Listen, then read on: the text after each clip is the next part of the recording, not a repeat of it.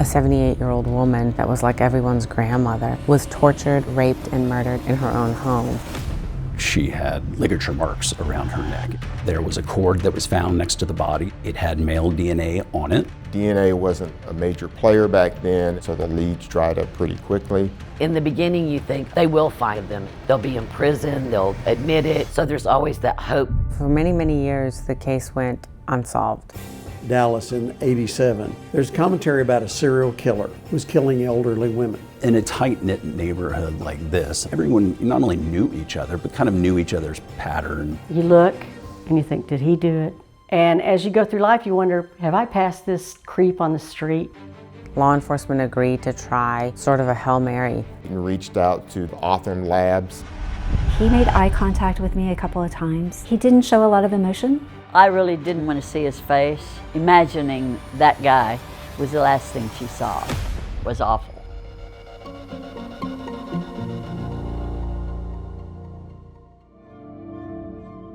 Mary Hague Kelly was my aunt. She's my mother's sister. We called her sister. I loved her. She was very full of vim and vigor, happy all the time. She was a seamstress. She made drapes for interior designers. The neighborhood knew her. She was somewhat the matriarch of the neighborhood. Loving and caring woman. She knew no enemies. She was a tiny woman, but she's still a little spitfire. If I was sick and couldn't go to school, I would spend the day with my grandmother. It was another home for me to grow up. She was another mother for me. Her husband, Kelly, passed away of a heart attack. So she was by herself after that. We were a very close-knit family. All of us would take turns going over to check on her because she was a widow by herself. In a neighborhood just north of Oak Cliff here in the Dallas area, Mary Kelly, a pillar of the community, all the neighbors, families, and kids knew her. You know, she was kind of an American grandmother. My name is Leighton D'Antoni. I am the division chief of the cold case division at the Dallas County District Attorney's Office. January 19th, 1989, Mary Kelly's family had not heard from her. She was not answering her phone, so her sister had sent her husband, Mary's brother-in-law, to go check on her. Mary's brother-in-law went over to her house that evening, and the first thing he noticed is that her car was not parked out in her driveway in front of the garage. The brother-in-law, he had a key and he made entry into the house. He called out for Mary and there was no response. My name is Jonathan Wakefield. I am a senior sergeant criminal investigator with the Dallas County District Attorney's Office, currently assigned to the cold case division. So there wasn't any signs of forced entry or anything like that. Everything looked normal. And after looking around, he noticed that the dogs were going back to the bedroom. He didn't see her anywhere, but there was a suitcase that she kept under one of her guest beds, and that suitcase was protruding outside of the bed a little bit, and I think, that gave indication that, something wasn't right there. He went back there and he made the gruesome discovery of finding her underneath the bed. Obviously, whoever had murdered her had been trying to conceal her. So when police initially arrived on scene with the medical examiner's office investigator, they were able to lift the bed and pull her body out. There had been some pooling of blood indicating that it had been multiple hours at least. She had some abrasions, defensive wounds on her hands, different parts of her body, but more significantly, she had ligature marks around her neck. It was obvious signs that she had been strangled. When she's pulled out and photographed, there were no cords around her neck, but there were multiple cords in the bedroom, including right next to the body. From an investigative standpoint, it's suspicious. Jeffrey Joseph Barnard, I was the director and chief medical examiner for Dallas County, and being the director, I was also in charge of the Dallas County Criminal Investigation Laboratory. Medical death investigator made a detailed description of the fact that she was under the bed. She was partially dressed, so she had a robe, she had a top and a bra, but she had nothing in the lower one half. And she had readily visible injuries of her neck. So pretty much highly suspicious of a strangulation. We got a neighbor to watch the 2 kids, and my wife and I went straight over there. And of course, at that time, they weren't letting anyone else in the house. The only thing I remember is my dad saying they hurt her. And that's about all he could get out. I got a call from my cousin's wife, and she told me that she had been murdered. I remember the scream of terror over the phone. When Frank C., my husband, found her, it was such a shock. And I have always been spooked. I never liked being alone. And I felt like, well, it happened. Kind of in a fog, because that happens to other people. It doesn't happen to us. We're not rich except in the love that we have for the rest of our family, and that's gone in a heartbeat. 78 in our family is not old. We had relatives that had already lived to be close to or at 100. She was living a good, strong life. There was nothing wrong with her. So 78 was young for her. It was just so shocking that somebody could have taken this beautiful lady, 78 years old, 78 pounds, and raped and strangled her. It just doesn't make sense. It doesn't make sense because she's such a sweet person and she's loved by everybody who knows her. It wasn't until that night when my parents came back home that I learned that she was also raped.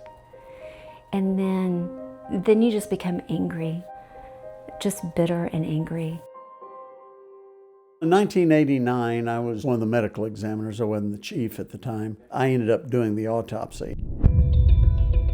She had injuries in her neck, both the anterior neck and the posterior neck, but she had fractures on the right side of her thyroid cartilage or larynx, the voice box, and the hyoid bone. And then she had what are called petechiae. Petechiae are the little hemorrhages in the eyes. With neck injuries and petechiae, you've got compression of the vasculature of the neck. So you overdistend the small blood vessels and they rupture and they create these little pinpoint hemorrhages. And those are pretty consistent with manual strangulation. And she had some other injuries. She had a little bit of defense injuries on a hand. She had some abrasions in her buttocks area. She had injuries to the vaginal region with bruising. The pathologist, Dr. Jeffrey Bernard, did the normal sexual assault kit stuff. He did the vaginal swabs, anal swabs, and oral swabs, because it was apparent that there was some type of sexual assault that had taken place. The abrasions of the neck mixed with the petechiae and the vaginal bruising was all consistent with a rape homicide or a strangulation homicide with sexual assault. There wasn't any obvious forced entry that could be seen. This is back in 1989. Mary certainly was comfortable in her neighborhood, knew all of her neighbors, and so it was possible that, doors were not unlocked. But the Dallas Police Department certainly did their investigation to look for fingerprints at entryways. They also did, I believe, notice that there were some smudge marks on a windowsill in that back entry area.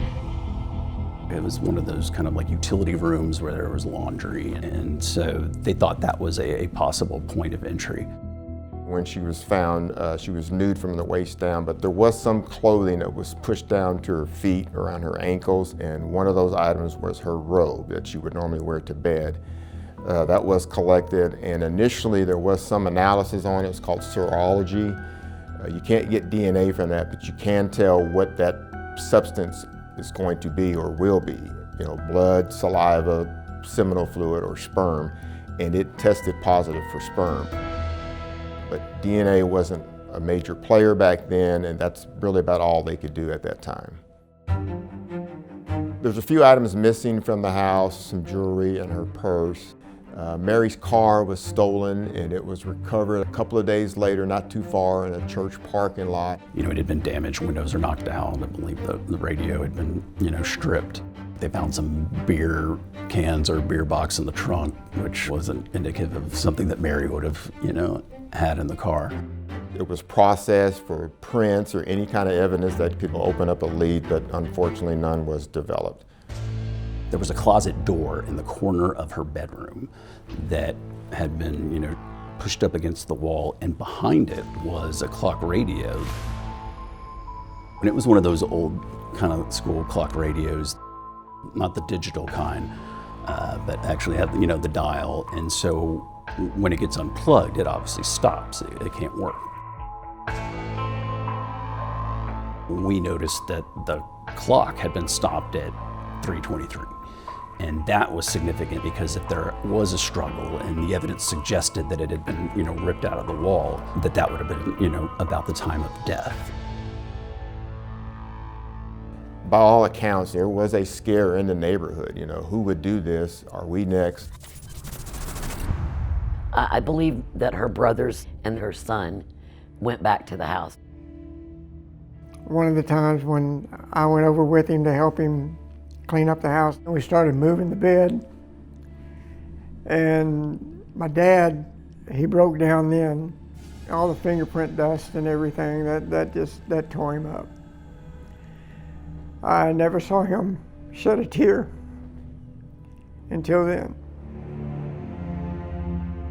The Dallas Police Department canvassed the neighborhood. They talked to neighbors, people that would be associated with Mary. In a tight-knit neighborhood like this, everyone not only knew each other, but kind of knew each other's patterns. There are going to be tips, or officers and detectives are going to talk to witnesses who may say, hey, I have always had suspicions about this person. There were people there that I didn't know because I didn't know the neighborhood like I used to. And you look and you think, did he do it? And as you go through life, you wonder, have I passed this creep on the street? How would I know? One of the neighbors said that there was a car that had been parked in the alley. One of them said her back door was wide open. We figured it had to be somebody that she didn't know. It couldn't be anybody that was close to her. Any homicide investigation, investigators are going to look at family, friends. Since my daddy found her, of course, they were going to investigate him. So that was kind of scary too. Like, oh my gosh, my daddy? My dad stayed and they questioned him. I'm sure he had to repeat exactly what had happened and verify who he was and the relationship. There was a cord that was found next to the body that absolutely could have been the murder weapon. It had male DNA on it. We thought maybe it was possibly Mary's brother-in-law who found the body. I'm sure they either fingerprinted him or used his military or DOD fingerprints, one or the other. There were latent prints all over the house, inside the house, but they didn't match up to anybody, to any known person at the time, so the leads dried up pretty quickly.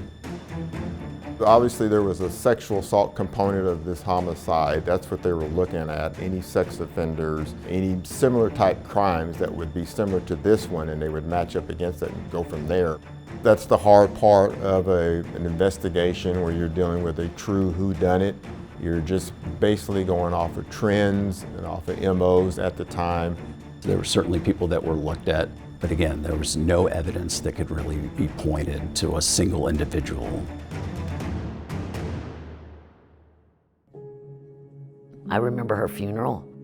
She had her pretty little yellow dress on and she looked so sweet, and they covered her hands with the handkerchief because they had been damaged. She had a crypt, and my grandfather, they put her in there with him. They were back together, I guess, for lack of a term. After the funeral, over the weeks, I'd call the detective periodically. He said, no, ma'am, there's still nothing. But you folks will be the first ones I call when we find out. In the beginning, you think, oh, well, they will find them. They'll be in prison, they'll admit it. So there's always that hope that it would be found out sooner rather than later, but that didn't happen. The initial investigation was about 2 to 3 months. There were a lot of leads that were generated but didn't pan out to anything, and then the case went cold. In 2004, the Dallas Police Department reopened this case. The real big change from 1989 to 2004 was the emergence of DNA. The original pathologist on this case, Dr. Jeffrey Bernard, had the foresight to remember he did the kit on Mary, and he knew that vaginal swabs had been taken, and he knew that the robe had tested positive for sperm. So he said, why don't we test this in the biology department, see if we can get a DNA profile and see if we can get an investigative lead that way. And at that time, a male profile was identified. When I first got to Dallas in '87, there's commentary about a serial killer who was killing elderly women. I did this case and thought, well, this may be one of them. The way that the police files were, they had no organized system. And so once the technology got there, I went back and took the manual logs because I thought, we're going to find this serial killer and we're going to stop him. There were some other murders that had taken place in Dallas in the 80s and then continued on even into the 90s of elderly women who were living alone, home invasion, sexually assaulted and murdered, which had a very similar MO as to this case. I do believe at the time many of the investigators in the case thought that it could be the same person. So what happens in a case like this, you want what's called a CODIS-eligible profile. So we had a CODIS-eligible profile in this case, and that's uploaded to search against the FBI's CODIS database. I went back and manually collected the cold cases and created a spreadsheet. And so as we started to run the STR profiles on these cases, some of them were hitting in the CODIS database. And a lot of times we will get a match off that. That did not happen in this case. The male profile was not somebody who was in CODIS. And that really presents a problem for investigators if you don't have, known suspects. You're sort of just, stuck with a case that can't move forward without additional evidence. You're kind of exasperated about it. You get excited, you have that investigative lead, but when you don't get a hit, there's really nothing else you can do. There was no other database to look at and no other leads to be followed up on. At this point, DNA has advanced incredibly, and it is a complete game changer for law enforcement. A process called IgG, investigative genetic genealogy. You can solve cases by taking a DNA profile into another database, basically a family tree database. And we knew there could be further work done on this. I got to know Dr. Jeffrey Bernard, who was the chief medical examiner here in Dallas. Dr. Bernard had always really had a passion for keeping track of these unsolved sexual assault related murders. Somebody's got to be a representative for cold cases. There were answers that we could provide, and if all I had to do was sit down, find these cases, and direct the analysis to be done, well, then I was going to do it. Leighton called me and asked if I had cold case list, which I had created, that were potential for forensic genealogy. I had a couple of cases, and one of them was Ms. Kelly's. We have a long-standing relationship with the medical examiner in Dallas. When this case comes across Leighton's desk, the medical examiner says, I've used Othram to identify human remains. Maybe they can help you identify the person you're looking for. The problem is we're working with new technology that Leighton's department hasn't budgeted for, and so there isn't enough funding to really pursue the direction. We worked with Leighton to submit this case to an organization called Season of Justice. Season of Justice is a nonprofit who would fund investigations or pay for the SNP testing that's required in IgG cases. In 2021, I submitted the grant application and all the required samples, the DNA extracts, to make sure, number one, is it scientifically going to be a viable case? And so we submitted that grant, and it was in early 2022. Their board had approved the funding for this case. Leighton coordinated the delivery of a DNA extract. This DNA extract was developed from the robe that belonged to the victim, where they suspected DNA had been deposited by the perpetrator. We began performing forensic-grade genome sequencing on the sample. Part of our process includes doing a feasibility analysis to see whether or not we could work with the sample and produce a viable profile for genetic genealogy. We were able to, and that was exciting because this was an older case. We built a high-performing profile that we uploaded to Family Tree DNA. One of the genetic relatives that we identify is a woman who's placed at about second cousin genetic distance from the person we're looking for. The person that we identify has a Latin background, as does the person we're looking to identify, but her parents have different biogeographical ancestries. Her mother has a European background, her father is Latin American. So this tells us that if we're tracing the genetic path between her and our unknown person, it's probably going to be through the father's line. Our identified relative also shared a decent amount of DNA on the X chromosome. It's one of your 2 sex chromosomes. If you're biologically female, you're going to have 2 generally X chromosomes. And if you're biologically male, you're going to have generally an X and a Y chromosome. And so you have 2 people and they're sharing DNA on the X chromosome. It has to be delivered by the mother.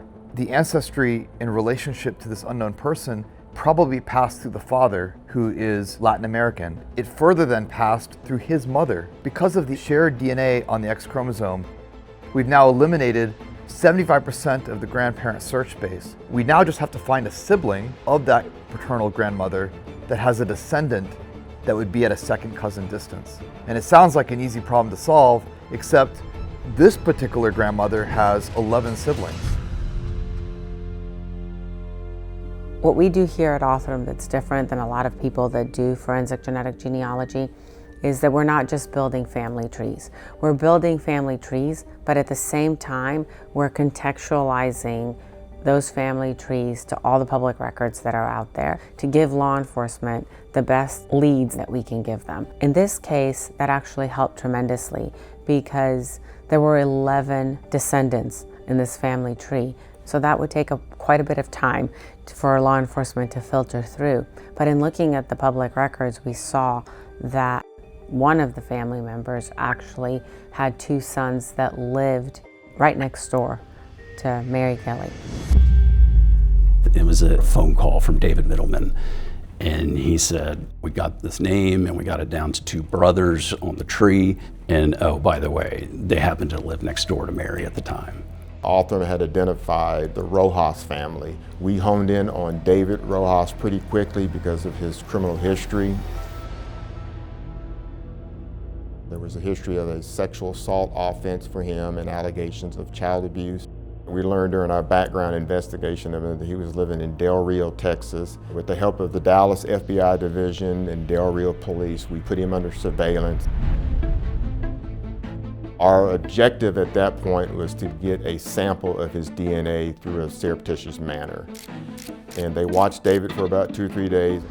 They watched him physically discard a bag of trash. They seized that trash, and inside was a beer bottle. And that was the evidence item that we ultimately seized and was processed for DNA. That sample was sent to the lab and it was 100% match to the DNA found at the crime scene in 1989. It's a huge, huge moment. At that point, we knew we had enough probable cause to make an arrest on David Rojas. There's an incredible feeling in knowing that you're able to take a perpetrator off the streets and make the world just a little bit safer. He was still 53 years old, which means that he was well within the range of still committing these kind of terrible crimes. I do remember feeling just a little bit safer knowing that he was arrested that day. So you have the DNA evidence that's matching up from the crime scene, so you still need that one-on-one direct comparison. So I got a search warrant when David was in custody, and I got a sample of his DNA through a buccal swab. And that buccal swab was compared directly one-on-one to the DNA profile from the road, and it matched. When the phone call came and I heard the news, I had to sit down and I started crying. I dropped to my knees and I thanked God. And I went in and told my mom, and her face just went white as a sheet. I'm just glad that they found him, and I hope that she's at rest. Probably was very difficult for Mary's family to realize not only was it a next door neighbor, but they knew David Rojas. Her, grandchildren all knew him. I knew that the Rojas family lived next door to my grandmother's house. He knew my grandmother. Like, now it became personal. It was somebody I knew. How could he possibly do that? I would have never considered anyone from the neighborhood. It was shocking to me that we never had heard about this person being questioned. I don't think David was initially contacted. I know they talked to the brother and the dad next door, In 1989, he was around 19, 20 years old at the time, and he was in and out of the house. When David was arrested, he gave a statement to the Dallas police, and what he told us was that he was in a sexual relationship with Mary for about 2 or 3 years when he was 17, 18, 19 years old. He said that he would cut the grass of Mary's yard, work on her car, but Mary approached him and said, "I don't have any money to pay for this, and in agreement I can give you sex in exchange for the work."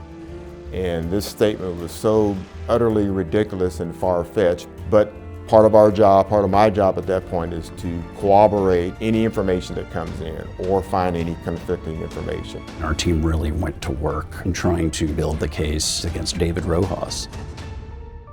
At that point going forward, David Rojas is in custody. We're preparing for trial. What presents difficulty for us is we have to try this case under 1989 law. And so anytime you're trying a cold case, you really do have to step into a time machine. And in 1989, capital murder conviction would not result in an automatic life without parole sentence. There's obviously a lot of pressure. I mean, you're asking 12 citizens of Dallas County to, at the very minimum, send this person to prison for the rest of their life. Trial is an incredibly arduous process on a case like this. They had so many family members here. Many of them are going to be witnesses. I think eventually we had about 12 total witnesses, maybe 15. I'm testifying myself. I mainly just testified about the buckle and the background information on David. I was asked to be a character witness, just to give a little bit of background about who she was. I saw David Rojas sitting there. He made eye contact with me a couple of times. He didn't show a lot of emotion. I didn't expect him to. I really didn't want to look at that guy. I didn't want to see his face. Imagining that guy was the last thing she saw. That was very hard. We didn't present any of the SNP testing DNA evidence. The evidence that is being used to convict David Rojas, it's still that STR DNA profile that has been the gold standard for identification for decades. He and his lawyers had a very viable defense that this was consensual, and there was no one else to say that it wasn't. Because at the end of the day, it's he said, she said, but it is much more difficult in a capital murder where the victim is not able to come in and tell the jury that it was a consensual. I thought, how on earth can they say that this was consensual? No, it was not consensual. They're just grasping for straws. I went back out and talked to neighbors, talked to David's family members to see if that was true or not, and none of the neighbors ever remembered David mowing grass or working on cars. The man across the street said, "He never mowed her lawn, we mowed her lawn." The one thing that always stood out to me was when we talked to his ex-wife. I was like, he's saying that he would mow Mary's yard and that Mary couldn't afford to pay him, and so she would, have sex with him. It was so ridiculous. And she said, that guy never mowed anyone's yard, including our own. I had to cut our grass. I think that was very persuasive as one of the many pieces we presented to the jury about how ridiculous his story was. And another thing about Mary's family, her husband died years ago. That was her one true love. She was not in another relationship, and she would not be involved with a teenager at that time. We knew the consensual defense was going to be a challenge, but you just have to take those all head on. You can't shy away from them. You have to trust in that your case and your evidence, and in our case, the STR DNA profile and the vaginal swab and the anal swab, that really is what is the focus of this case. When we get to the end, we finish the closing arguments. If I remember correctly, I think we went out at about 1 o'clock, and it was just maybe 2 hours or so later. The jury came back in, and the judge read the verdict, and they convicted him of capital murder. He will be eligible for parole. I think it's a 30-year minimum on a life with parole on capital murder in 1989. I don't see any possible way he will ever be free. It was relief. It was happiness for the family. My heart melted. My blood pressure went up for the excitement, but my heart melted for the love. Just to know that he was going to go away. He deserved it. He deserves everything he gets now. The hardest thing I ever had to do in my life was forgive him. And it wasn't for him, it was for me, just to try to give me some peace. The first thing that went through my mind was, thank God Mom is still alive to know this. As her siblings died, part of the thing that they had to carry away with them is that they would never know. To know that she was still alive and she could resolve this in her heart was very special. I hope that she's at rest and back with Mr. Kelly.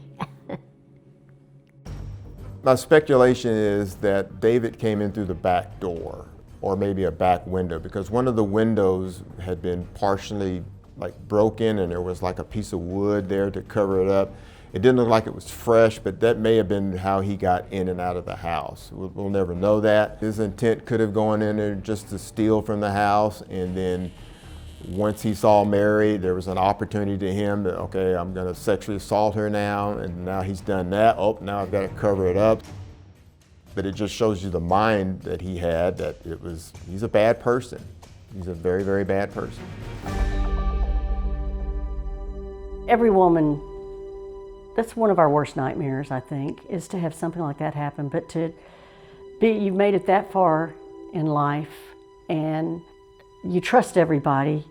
She would have given anything if he asked for it, but he took it. He took everything. He took her dignity, the hate that must have been in his heart, the sheer thought of power that he had. It was very brutal. It's good to see that justice was served. I don't think he'll ever see the outside of prison again, as it should be. And I don't wish him well. I feel bad for his family. Because, as was mentioned in the impact statement, he ruined more than one life. He had two stepdaughters that had come forward after his arrest with charges of sexual indecency. They were able to finally have the courage and the safety, the freedom of safety, now that he was in jail, to come forward, and were able to do their impact statements. So they were able to finally have a voice, and I was happy for them to say what they needed to say to him. I'm very thankful to the Cold Case Division for all that they did, to the head coroner who didn't let this case sit by and just do nothing. He kept it going. I think that it's very rewarding to be able for a family to know that someone still cared, many, many years later, that they didn't just forget about their loved one. And so if at all it takes is for somebody to be interested enough to go look, I consider it a success. This case certainly had historical importance to us. It was the very first IGG capital murder case in Dallas County history. I think SNP testing certainly is the future, and not just for cold cases. As we think about how to bring this technology to all cases and not just some, it's really important for us to think about how we're going to resource and prioritize that.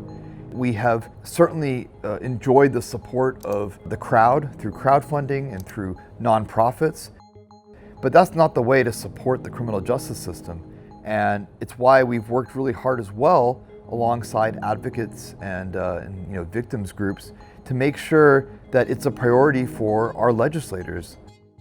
Getting the word out is so important. And now we have the Carla Walker Act, which, Senator Cornyn here in Texas has really helped lead the charge in DC. And I think the more funding we get for the testing, you're just going to see really unsolvable cases solved.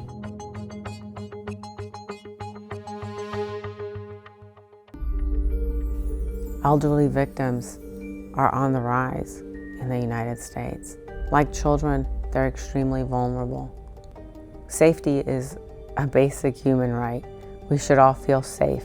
So this technology is able to fix that in real time for most of these cases, and it's an honor to be at the front line of seeing that happen.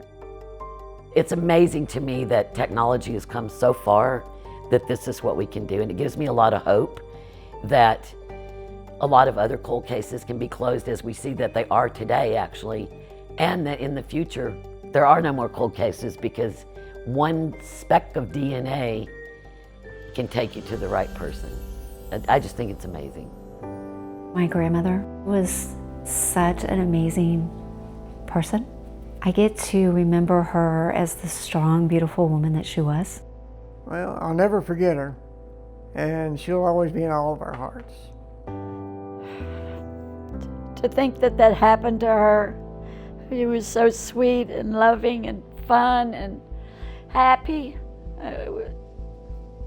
It's sad. And I'm sorry it happened to her, but I'm so glad that we had her when we did, as long as we did. And I'm glad that, you know, they caught her killer and he got what he deserved.